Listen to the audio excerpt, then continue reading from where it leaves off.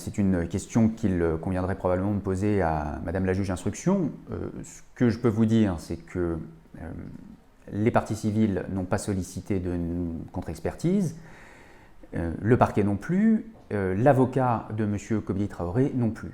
Donc il y avait à ce moment-là de la procédure une seule expertise, celle du docteur Zaguri, ainsi que 2 compléments d'expertise du même docteur Zaguri. Cela semblait satisfaire toutes les parties, mais ça ne semblait pas satisfaire la juge d'instruction qui a d'elle-même désigné un collège d'experts, le collège qui a été représenté à l'audience devant la chambre de l'instruction par le docteur Bensussan.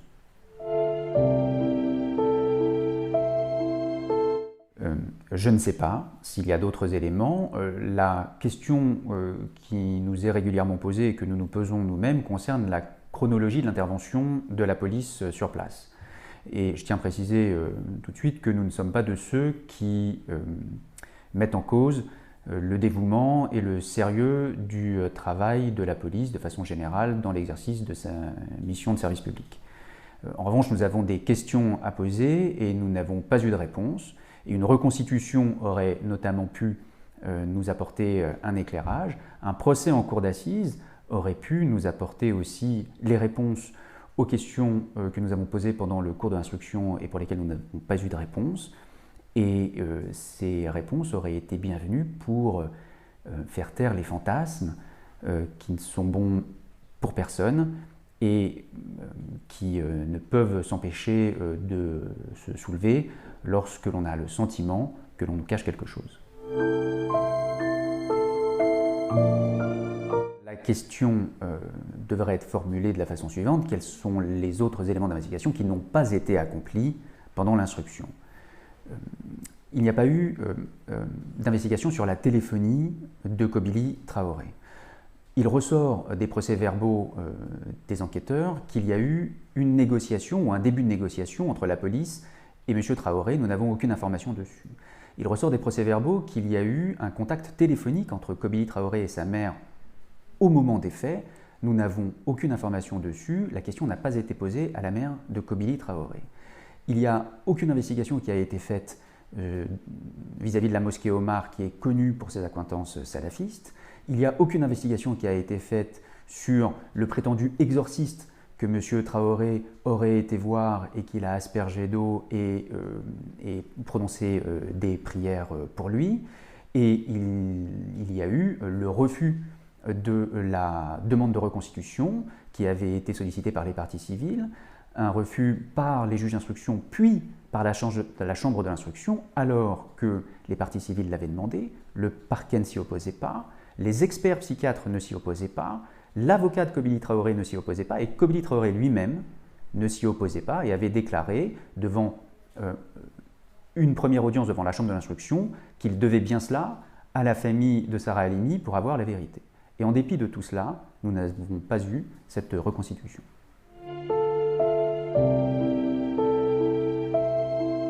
C'est un grand mystère. La difficulté dans ce dossier vient du fait qu'il a fallu concilier le fait de cibler une victime juive parce qu'elle est juive, c'est-à-dire la conscience de l'appartenance de la victime à la religion juive, et la volonté, c'est-à-dire la conscience d'agresser ou de mettre à mort la personne parce qu'elle est juive, et dans le même temps, l'absence de conscience due à l'abolition du discernement.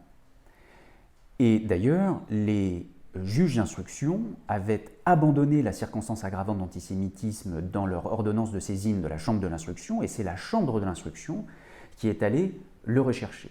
Et donc il y a une circonstance aggravante d'antisémitisme d'une part, et dans le même temps une irresponsabilité pénale, c'est-à-dire la reconnaissance de la conscience de Kobili Traoré d'avoir ciblé Sarah Halimi parce qu'elle était juive et de l'avoir tuée parce qu'elle est juive, et dans le même temps l'absence de conscience due à l'abolition du discernement, c'est-à-dire qu'il y a une contradiction de motifs. Nous espérions que la Cour de cassation s'en empare pour casser la décision de la chambre de l'instruction, et elle ne l'a pas fait.